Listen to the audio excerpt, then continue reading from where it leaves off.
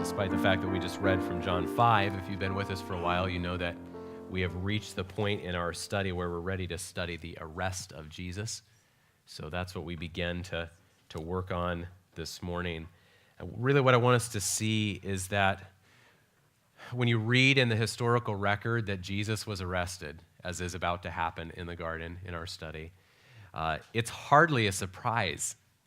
It's not like there's a sudden twist in the plot, as if Jesus had been talking to happy crowds and all of a sudden the sky got dark and someone showed up and arrested him. It's not like that at all. Conflict and division marked much of the last 18 months of his ministry, and it's actually surprising that Jesus wasn't arrested until he was.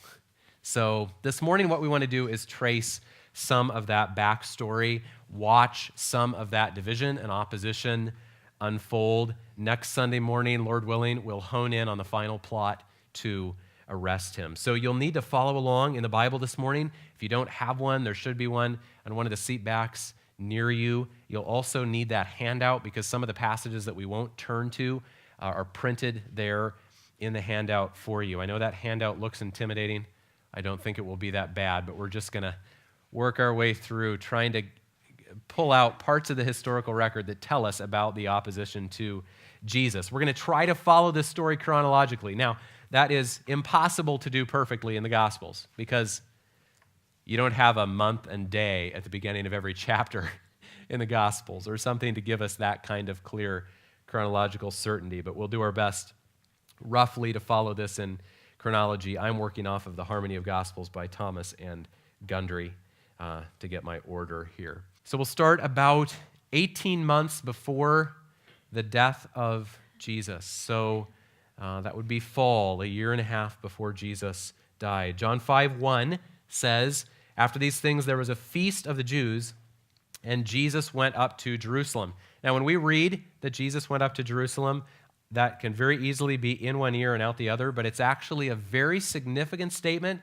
because Jesus was rarely in Jerusalem during his earthly ministry. And when he did show up in Jerusalem, it was almost always very eventful. And that's certainly true here, John 5. This may be the first time in his earthly ministry that Jesus came to Jerusalem like this. So this is probably at the Feast of Tabernacles in the fall, about 18 months before he was crucified. This is the point where we're told that the opposition really began to rise. Jesus healed this man on the Sabbath and claimed equality with God. So you see those two reasons in verse 18. The Jews gave two main reasons why they opposed him. One was practical. You're not following the traditions of the rabbis. The other was theological. You're claiming a blasphemous relationship to God. So you see what verse 16 says? They were persecuting Jesus. And verse 18 says, for this reason, they were seeking all the more to kill him.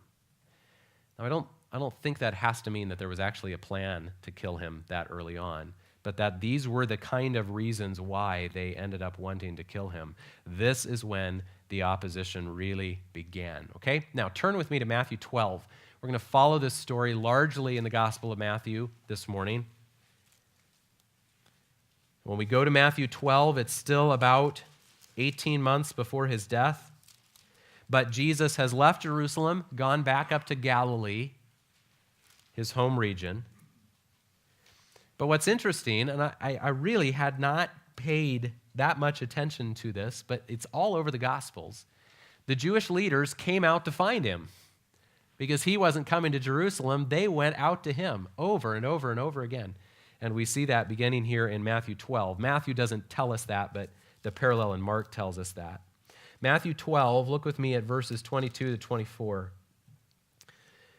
Then a demon-possessed man who was blind and mute was brought to Jesus, and he healed him, so that the mute man spoke and saw. All the crowds were amazed and were saying, "This man cannot be the son of David, can he?" But when the Pharisees, who had come down from Jerusalem, when the Pharisees heard this, they said, "This man casts out demons only by Beelzebul, the ruler of the demons." Wow, they didn't mess around, did they? This is the first public rejection of Jesus by the Jewish leaders, and they are determined from the very beginning to turn the crowds from him. They tell the crowd, his power is demonic. We'll read just one little part of Jesus' response. Look down at verses 34 to 37. Jesus says, "You brood of vipers, how can you, being evil, speak what is good? For the mouth speaks out of that which fills the heart. The good man brings out of his good treasure what is good, and the evil man brings out of his evil treasure what is evil. But I tell you that every careless word that people speak, they shall give an accounting for it in the day of judgment. For by your words you will be justified, and by your words you will be condemned." Okay, notice two things in those verses. First of all, in verses 34 and 35, do you see that Jesus went right after their hearts as the reason for the opposition? Jesus wasn't really the problem. Their hearts were the problem. He dared to call their hearts evil. And then in verses 36 and 37, this is the first of many times when Jesus suggested to them, told them, that they were actually the ones who were on trial. They thought of themselves as the authorities. They thought they could come out and essentially try Jesus, put him on trial. And over again, Jesus will say to them, I'm not really the one who's on trial. You're the ones who are on trial. You're the ones who are going to have to stand before God. And isn't that the same thing kind of true today? A lot of people want to judge God. They're very quick to come to conclusions about what God's doing wrong and how he's messing up. And that's not the way it works. The guilty don't get to tell the judge what to do. It is the other way around. Verse 38, then some of the scribes and Pharisees said to him, "Teacher, we went to see a sign from you." Yeah, but he answered and said to them, "An evil and adulterous generation craves for a sign. And yet no sign will be given to it but the sign of Jonah the prophet. For just as Jonah was 3 days and 3 nights in the belly of the sea monster, so will the Son of Man be 3 days and 3 nights in the heart of the earth." Again, two things to notice there. First, he just goes for the heart again, doesn't he? He goes after their evil cravings. But then just notice how he refuses to try to please them or impress them. Their request for a sign doesn't mean anything to him. He was not out to try to keep the religious establishment happy. And there's another group that's true of that might be a little bit more surprising. Look down at Matthew 12, verse 46. But while he was still speaking to the crowds, behold, his mother and brothers were standing outside seeking to speak to him. Someone said to him, "Behold, your mother and your brothers are standing outside seeking to speak to you." But Jesus answered the one who was telling him and said, "Who is my mother and who are my brothers?" And stretching out his hand toward his disciples, he said, "Behold, my mother and my brothers. For whoever does the will of my Father who is in heaven, he is my brother and sister and mother." Jesus did not come to please the establishment, and he also did not come to please his family. Folks, family is not ultimate. It is important, but it is not ultimate. And sometimes Jesus and your response to Jesus will end up pushing you away from your family. And it pushed him away from his, though gratefully some of his family turned to him later. Jesus came to call out a group of willing followers. Now look on the handout for a moment. From around this same time period, we read in Luke 9, "Now Herod the Tetrarch heard of all that was happening, and he was greatly perplexed, because it was said by some that John had risen from the dead, and by some that Elijah had appeared, and by others that one of the prophets of old had risen again. Herod said, I myself had John beheaded, but who is this man about whom I hear such things? And he kept trying to see him." The reason I put that text in is to remind us, to show us that at this early stage, maybe 18 months before his death, there's not only Jewish concern, there's also Roman concern. It's interesting that in Acts 4, when Peter described those who gathered against Jesus and ended up crucifying, he says, here's who it was: Herod and Pontius Pilate, along with the Gentiles, and last of all, he names the people we normally think of first, the people of Israel, right? So from an early stage, there wasn't only Jewish concern, there was Roman concern. All right, so all those things took place about a year and a half before his death. Now, we'll move ahead a few months to the spring, maybe a year before his death. And by this point, the Jewish leadership had started to come out very regularly. Even though he wasn't near Jerusalem, they kept coming to him to try to get him in trouble. And we can see a couple of the tactics they tried. First of all, they tried to watch for violations of the traditions. Look over in Matthew 15. Matthew 15, verses 1 and 2.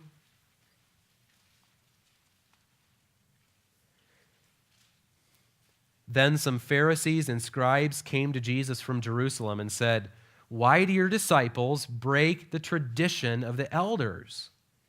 For they do not wash their hands when they eat bread." So that was their first tactic, find the ways he's not following the teaching of the rabbis. You see, if you go to Matthew 16, verse 1, we see another tactic. The Pharisees and Sadducees came up, and testing Jesus, they asked him to show them a sign from heaven. So that's another thing. They kept trying.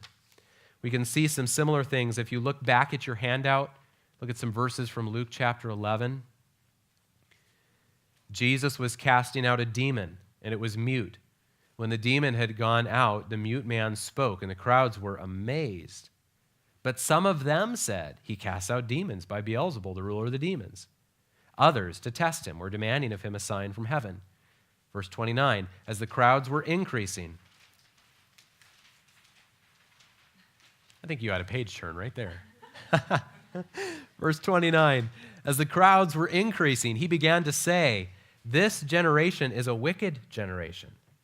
It seeks for a sign, and yet no sign will be given to it but the sign of Jonah." So note that line, as the crowds were increasing. Now it's a year before his death, but the dynamic keeps shifting. Verse 37, now when he had spoken, a Pharisee asked him to have lunch with him. And he went in and reclined at the table. When the Pharisee saw it, he was surprised that he had not first ceremonially washed before the meal. But the Lord said to him, "Now you Pharisees clean the outside of the cup and of the platter, but inside of you, you are full of robbery and wickedness." Verse 47, he says, "Woe to you, because you, Pharisees, because you build tombs for the prophets, and it was your forefathers who killed them, so you testify that you approve of what your forefathers did. They killed the prophets, and you build their tombs." Do you see what just happened for the first time? What did Jesus just hint at? That they're going to kill him, that they went to kill him. Jesus kept blowing their cover. He did it over and over again. It's around this, look at verse 53 and 54. When he left there, the scribes and the Pharisees began to be very hostile and to question him closely on many subjects, plotting against him to catch him in something he might say. Look back in Matthew 16 at verse 21.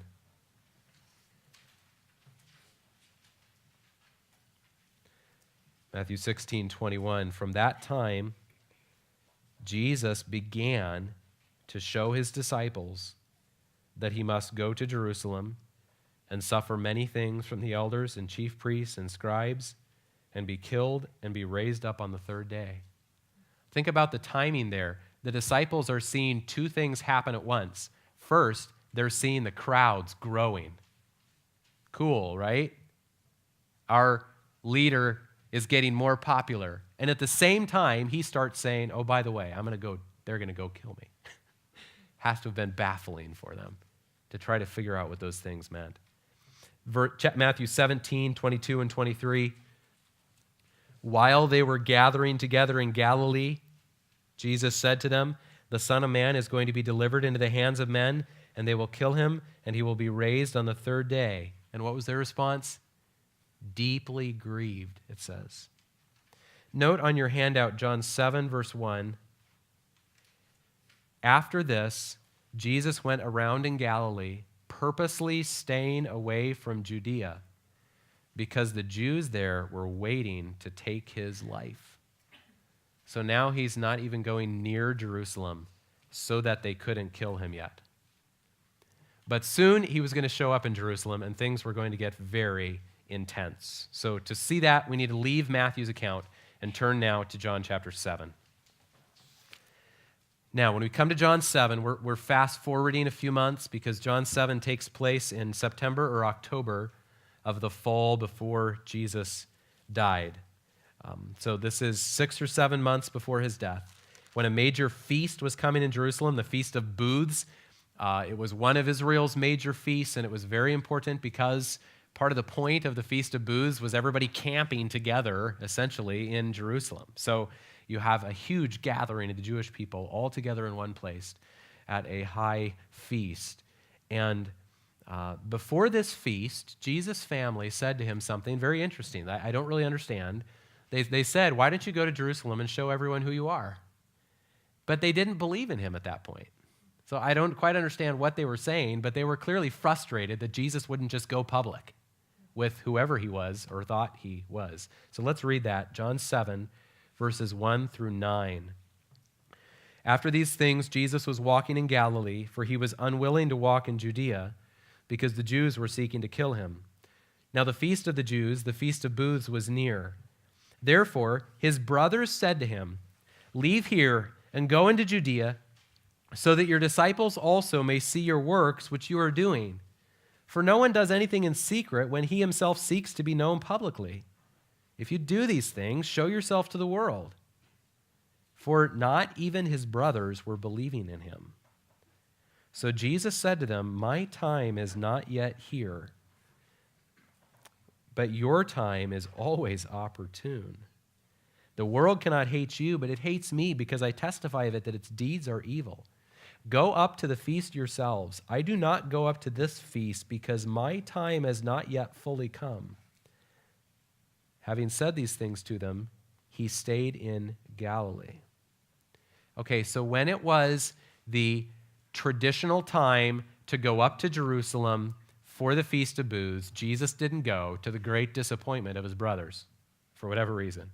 But it was not only to their disappointment. Look at verse 11, John 7:11. So the Jews were seeking him at the feast and were saying, "Where is he?" There was much grumbling among the crowds concerning him. Some were saying, "He's a good man." Others were saying, "No, on the contrary, he leads the people astray." Yet no one was speaking openly of him for fear of the Jews. So the crowds in Jerusalem were abuzz with rumors about him. And that verse 13 is fascinating because it is the situation that so many missionaries encounter today. And Turkey is a great example. If you're Turkish, it is not culturally acceptable for you to become a Christian. The leaders, the authorities, your parents, your family, they don't approve. And that's the situation that these people were in. There was a real pressure on them from the Jewish leadership to not talk favorably about Jesus. But he was just too intriguing to at least not murmur about. Where is he? Who is he? What's going on? Now, back to verse 10. But when his brothers had gone up to the feast, then he himself also went up, not publicly, but as if in secret. So when it was time to go up to the feast, he didn't go. When everybody was supposed to go travel together, he didn't go. He stayed home. But then, right at the beginning of the feast, he secretly does show up. And verse 14, but when it was now the midst of the feast, Jesus went up into the temple and began to teach. That's like throwing a keg of dynamite into the temple, right? This is an explosive situation. Remember, anytime Jesus shows up in Jerusalem, it is important. But at this point, 6 months before his death, with Jerusalem packed with people, the crowds buzzing with rumors, everybody saying, "Where is Jesus?" And suddenly, there he is in the temple. Nobody even knew he was in town, and he's teaching. Look at verses 19 and 20. I hope you read this already in preparation for today, but we'll just grab a few verses that get the flavor of what it was like to be there. Verse 19, Jesus says, "Did not Moses give you the law, and yet none of you carries out the law? Why do you seek to kill me?" The crowd answered, "You have a demon. Who seeks to kill you?" And what's fascinating is that at least some of them who said that were lying. They knew, because look down at verse 25. So some of the people of Jerusalem were saying, "Is this not the man whom they are seeking to kill?" Some of those people knew when they said, "You're crazy. Nobody's trying to kill you." Now, let's read another section here, back up to verse 23.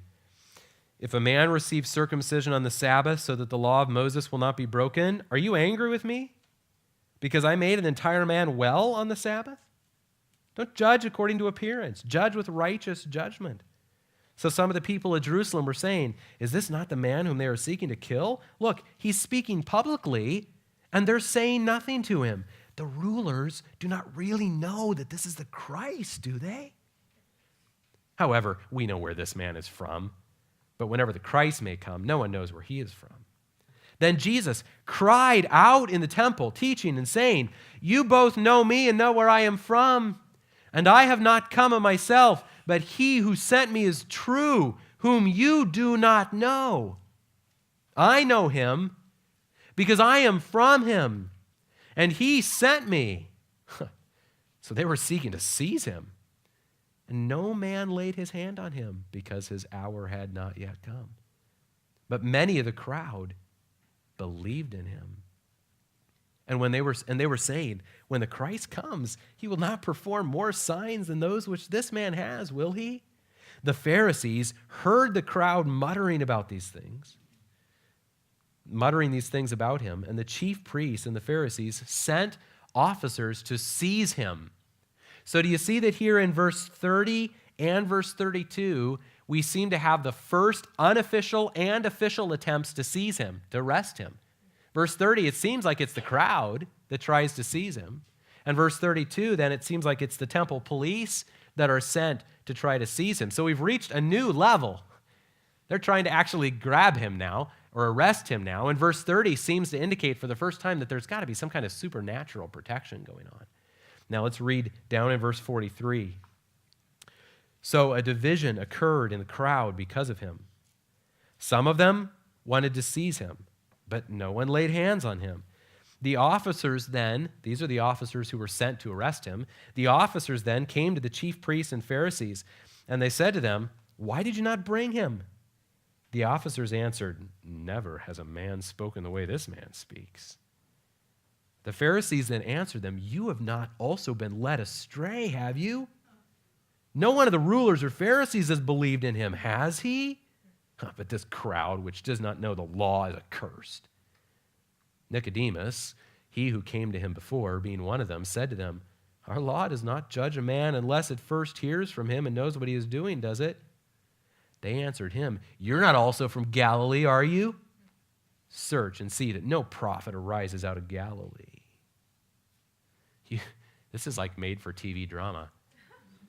You see the tension, you see the mistrust, you see the finger pointing, even there within the council of the Jewish leadership. This is really escalating. Now look in John 8 at verse 20. John 8:20. "These words he spoke in the treasury as he taught in the temple, and no one seized him because his hour had not yet come."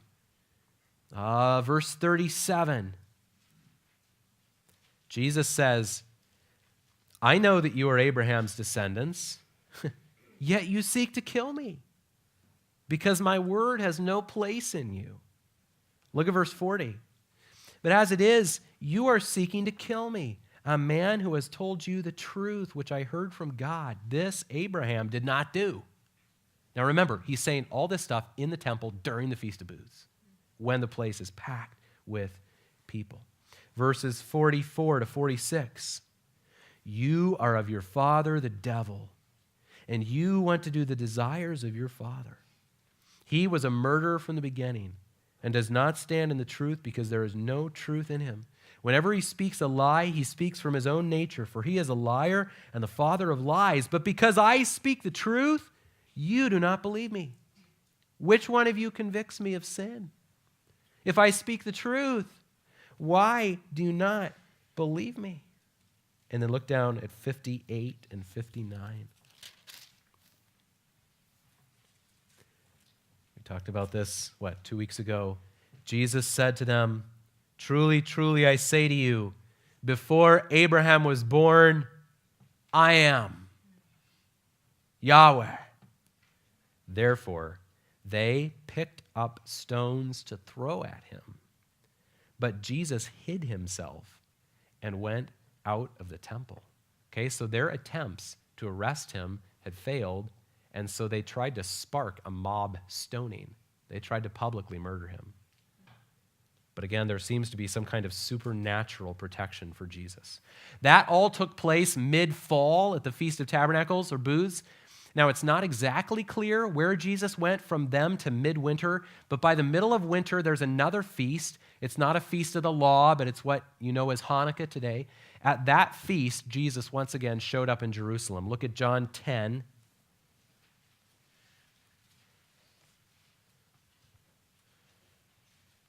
John 10, verse 22. At that time, the feast of the dedication took place at Jerusalem. So now we're like 3.5 months, 4 months before his death. At that time, the feast of the dedication took place at Jerusalem. It was winter, and Jesus was walking in the temple in the portico of Solomon. The Jews then gathered around him and were saying to him, "How long will you keep us in suspense? If you are Messiah, tell us plainly." Now look down at verse 30. Jesus says to them, "I and the Father are one." Well, first of all, look at verse 25. Jesus answered them, "I told you, and you don't believe." Verse 30, "I and the Father are one." The Jews picked up stones again to stone him. Jesus answered them, "I showed you many good works from the Father. For which of them are you stoning me?" The Jews answered him, "For a good work we do not stone you, but for blasphemy. And because you, being a man, make yourself out to be God."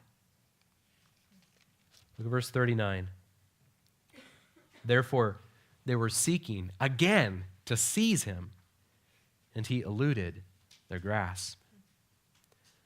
So do you see why we can say that it's actually remarkable that Jesus survived all of these attempts? Why it's no twist in the plot when he gets arrested? You say, finally. Now, we know it's not remarkable because we know that God accomplishes his purposes in his time and nobody can stop him, right? And so in that sense, it's not remarkable at all. But just from human circumstances, it's astonishing that it took them this long to finally get rid of him. So that was midwinter, just a few months before his death that he was in Jerusalem. 6 months before, 4 months before. Now John 10, verse 40. "And he went away again beyond the Jordan to the place where John was first baptizing, and he was staying there." That's a very significant statement because it seems like from this point until when he shows up in Jerusalem the week before his death, he stays away. He comes back close to Jerusalem, but he does not come back into Jerusalem for about 3 months here until his final, what we call the triumphal entry. But that whole time that he was away, he knew the right time and he knew where he was headed. Look back at your handout, which these verses in Luke 13 tell us about that time when Jesus was staying away from Jerusalem, that last 3 months. Verse 22, "And he was passing through from one city and village to another, teaching and proceeding on his way to Jerusalem." It wasn't 3 unintentional months. It was 3 planned months. Exactly what he had planned to do before he came to Jerusalem. Verses 31 and 30 to 33, "Just at that time some Pharisees approached, saying to him, 'Go away, leave here,'" get out of Judea, "'for Herod wants to kill you.' And he said to them, 'Go and tell that fox, behold, I cast out demons and perform cures today and tomorrow, and the third day I reach my goal. Nevertheless, I must journey on today and tomorrow and the next day. For it cannot be that a prophet would perish outside of Jerusalem.'" What in the world? It's no wonder they couldn't think of anything to say when he said things like that. So clearly, Jesus had certain places he wanted to visit, certain ministry he needed to do before his death. And one of those things that Jesus did toward the end of that 3 months was one of the most dramatic acts of his earthly ministry, and it was yet another powder keg in this scenario. You know what that was? It's the raising of Lazarus from the dead. That's right. So we see that in John chapter 11. I'm not going to read that story, but you see the very end of it in John 11:44. And just watch. We're going to read 11 verses here, and you're going to see the intensity hits an all-time high. John 11:44. The man who had died came forth, bound hand and foot with wrappings, and his face was wrapped around with a cloth. And Jesus said to them, "Unbind him and let him go." Therefore, many of the Jews who came to Mary and saw what he had done believed in him. But some of them went to the Pharisees and told them the things which Jesus had done. Therefore, the chief priests and the Pharisees convened a council and were saying, "What are we doing? For this man is performing many signs. If we let him go on like this, all men will believe in him. And the Romans will come and take away both our place and our nation." But one of them, Caiaphas, who was high priest that year, said to them, "You know nothing at all, nor do you take into account that it is expedient for you that one man die for the people and the whole nation not perish." Now he did not say this on his own initiative, but being high priest that year, he prophesied that Jesus was going to die for the nation, and not for the nation only, but in order that he might also gather together into one the children of God who are scattered abroad. That is astonishing, because that is not what he meant. He meant let Jesus die so the rest of us can live. Little did he know that through him God was prophesying the saving death of Jesus. It's amazing. Verse 53, so from that day on, they planned together to kill him. Therefore, Jesus no longer continued to walk publicly among the Jews, but went away from there to the country near the wilderness, into a city called Ephraim, and there he stayed with the disciples. So I think that this is the last few weeks or even the last few days now before his triumphal entry into Jerusalem. He disappears, and he's just with his disciples for a few days. Now go back to Matthew 20, okay?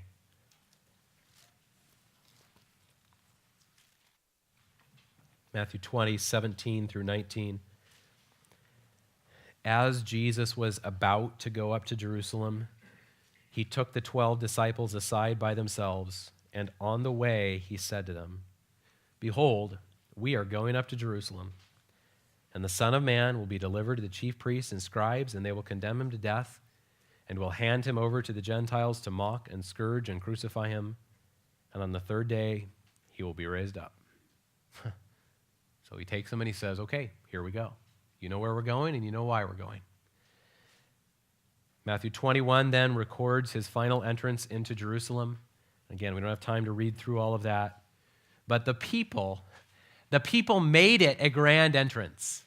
Isn't that interesting? There was no official pomp and circumstance. There was no official grand entrance that would be allowed. But as best they could, they turned it into a grand entrance. And we can start reading in verse... I want to start all the way back in Matthew 21:1, but verse 15, when the chief priests and the scribes saw the wonderful things that he had done, and the children who were shouting in the temple, "Hosanna to the Son of David," they became indignant and said to him, "Do you hear what these children are saying?" Jesus said to them, "Yes." Have you never read, out of the mouth of infants and nursing babes, you have prepared praise for yourself? And he left them and went out of the city to Bethany, that's just right around the hill of the Mount of Olives, very close to Jerusalem, and spent the night there. Now in the morning, when he returned to the city, he became hungry. Seeing a lone fig tree by the road, he came to it and found nothing on it except leaves only, and he said to it, "No longer shall there ever be any fruit from you." At once the fig tree withered, so he's picturing this final end of Jerusalem. So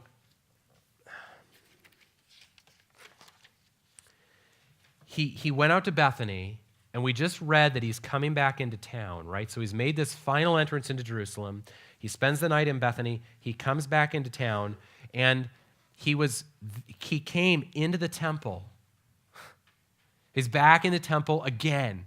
It's another feast. This is Passover. The Jews had already gathered. Again, Jerusalem is just pulsing with energy, and we just get little glimpses of what it was like in the temple that week. Look back in your handout, Luke 19, 47 and 48.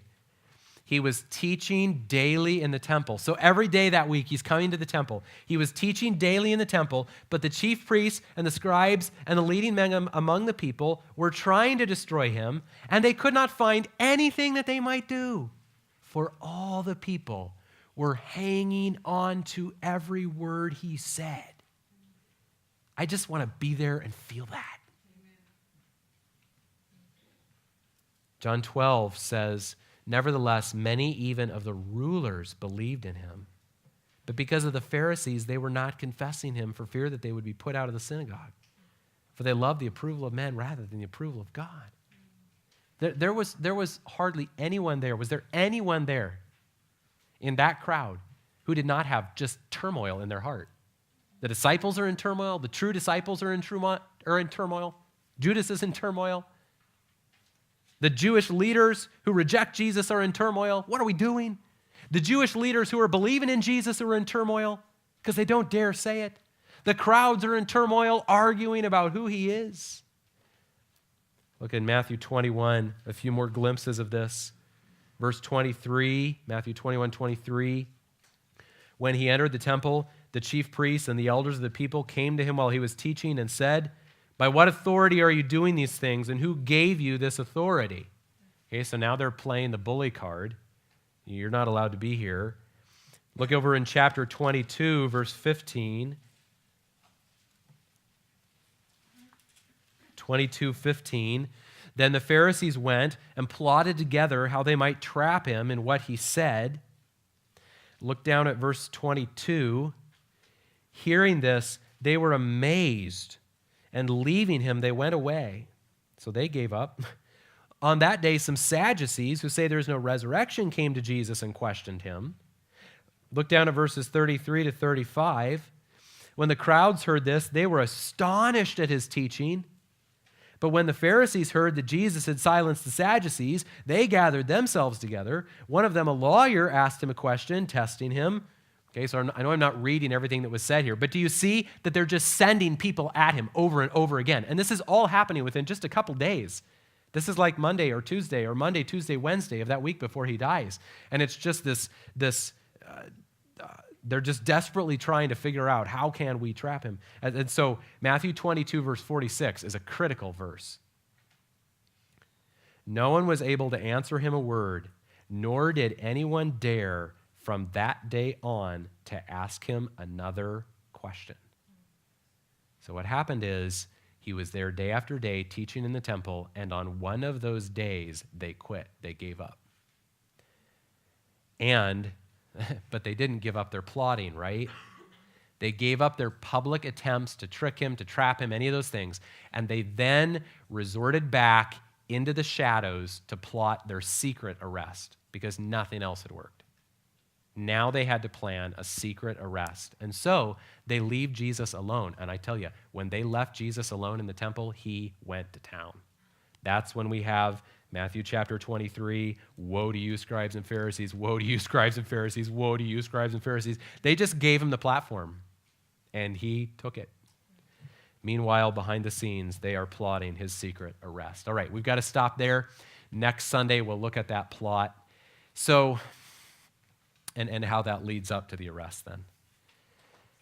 All right, I hope that was helpful for you. I know that was hard work, but it helped me so much to see the picture of how that unfolded. It took 18 months of deep and bitter opposition before his death finally happened, or his arrest finally happened.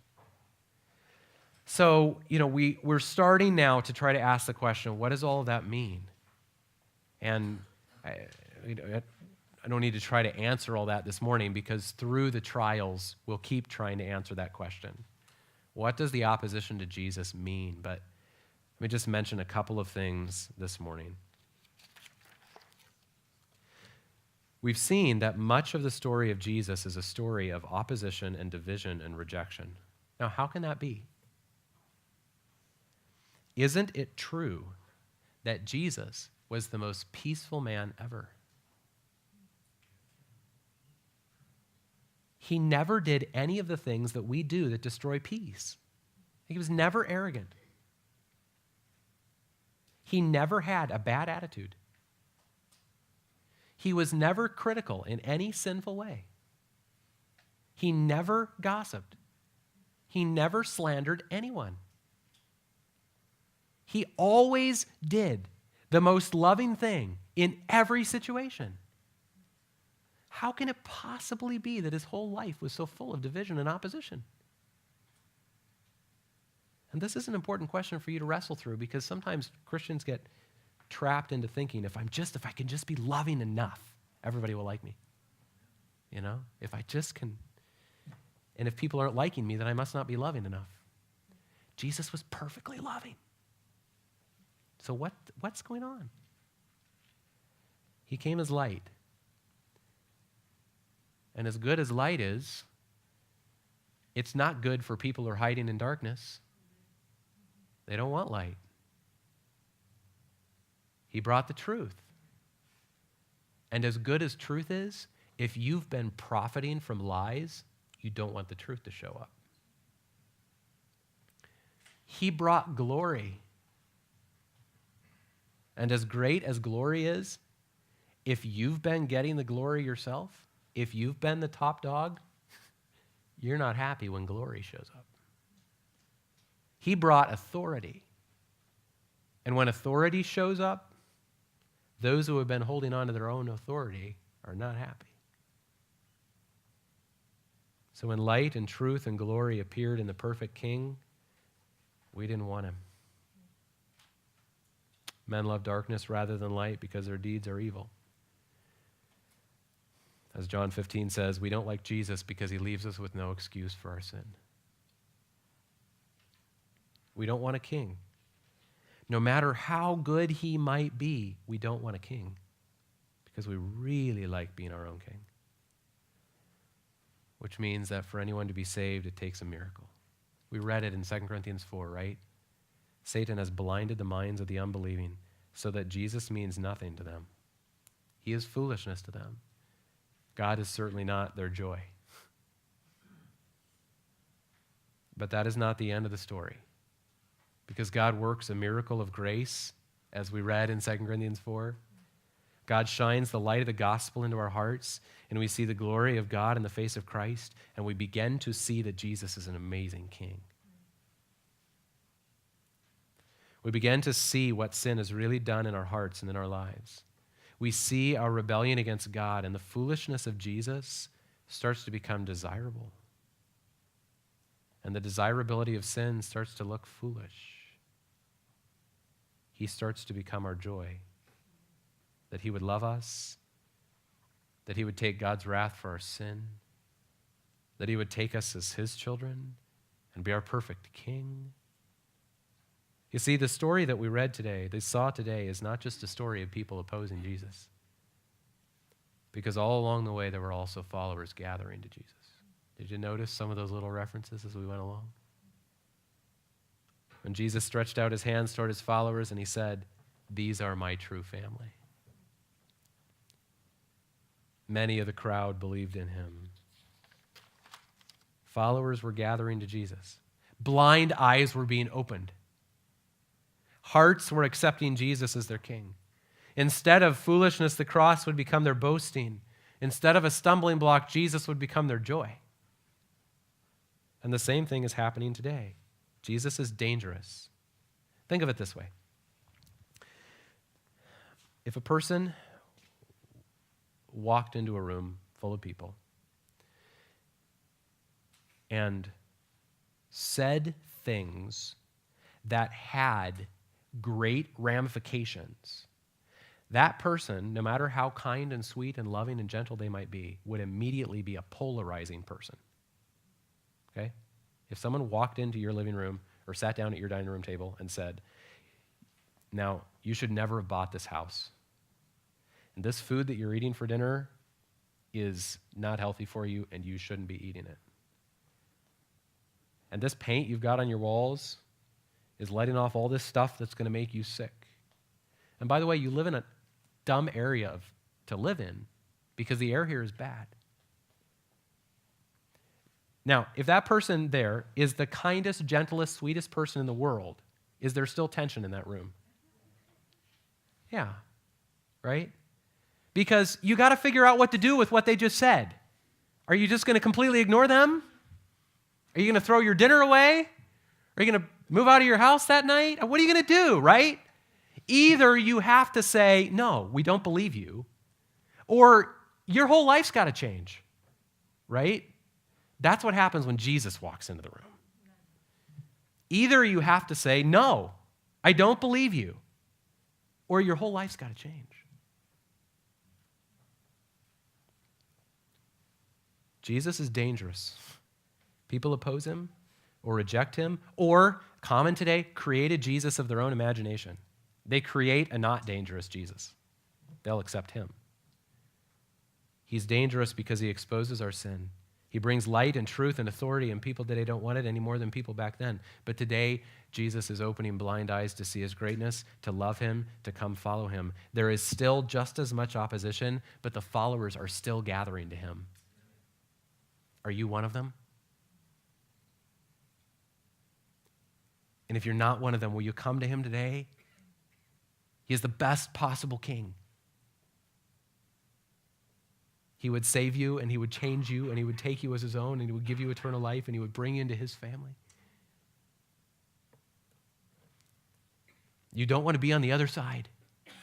You really don't want to be on the other side. But Christian, can I ask you this morning? I don't need to ask you, I'm just going to say it. As I follow this story, you know what I think? I don't want to join this story anymore. You used to be this story, right? This story of opposition to Jesus. You were there, right? You lived in your sin. You lived your own way. You lived under your own authority. You used to be part of this story. I used to be part of this story. I don't want to be part of that story anymore. I don't want this week to join the story of opposition to Jesus by my own sin, by my own choices that say, no, I'm going to do my own thing. You're not going to tell me what to do. I'm going to live my own way. I don't want to go back and be part of that. I don't want to jump in with the Pharisees and keep going after Jesus. I want to be in a little band of his followers. So, followers of Jesus, don't be part of this story any longer. You used to be part of this story. We don't want that anymore.